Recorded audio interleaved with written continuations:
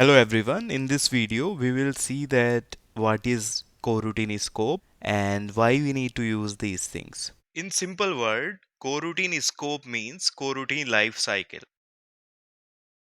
If we want to run a coroutine, we need to make sure we specify its life cycle so that we can easily control it. Let's take one real life example. If you want to play one cricket match, you specify its ground, right? That here you can play cricket and you specify that these are the boundaries of this cricket match and we need to play within it. If you want to play one badminton match, you specify that there is going to be some court and this is the playground. Within this we need to play our badminton. If you want to play any game, you specify one boundary for that game, right? And that boundary specify that within this boundary itself this game needs to be played.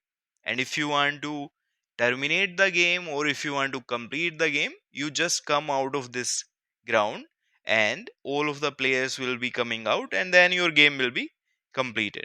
That means if you want to play anything, you specify one boundary for this. Similarly, if you want to start a coroutine, so you need to make sure that you specify its boundary as well. Now, this boundary is referred as the scope of a coroutine. This means that whatever is happening inside your coroutine will be executed within this boundary, and this boundary is called coroutine scope. Now let's understand in terms of Android application development. So let's say we have this application and this boundary is referring as the life cycle of this application. That means the global scope.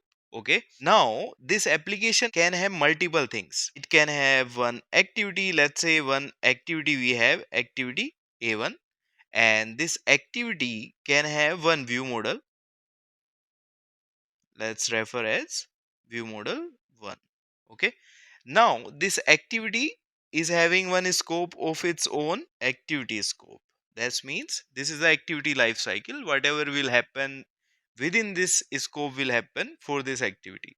This activity has a view model, so this view model also has a boundary, and this is called view model scope. Okay, let's refer it, let's write it view model scope. So this is also one coroutine scope. That means if we start a coroutine with view model scope, so we are starting one coroutine here. Whenever this view model will be killed, our coroutine will also get killed. You understand it? So that's why we specify the scope, the boundaries. So let's say if we have this view model component, we started a coroutine here. So we don't want to create any memory leaks. Whenever this view model will be killed, our coroutine will also get killed, because whatever is happening inside our coroutine, it's happening within this view model scope boundary itself.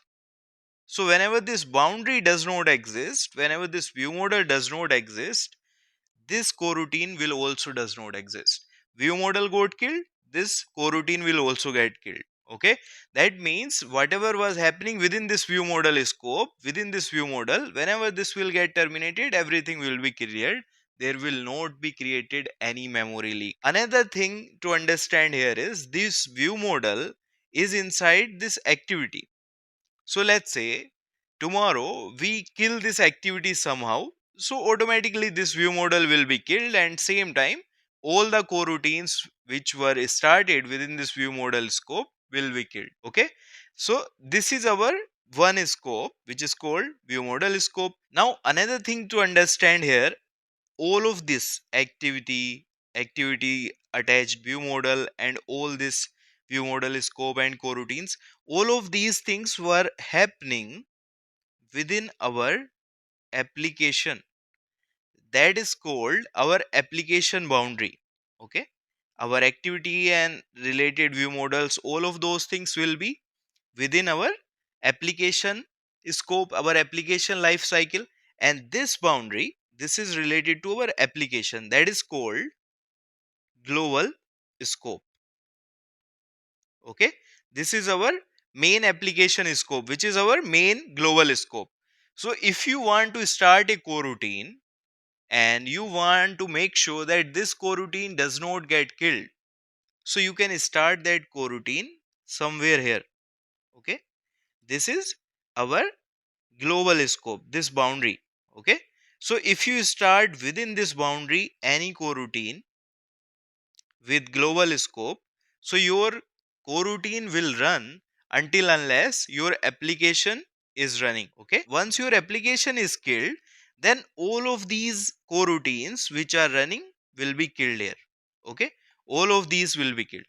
So this is the concept behind coroutine scope. And now I hope you are understanding that how these coroutine scopes works and why we need these coroutine scope. Okay, now let's do some coding and let's see how we can create coroutines in code with the help of these different scopes. That's it for today's video. I hope you enjoyed it, and if you like my content, please like, share and subscribe, and also please share my videos to your friends, and I will see you in the next video.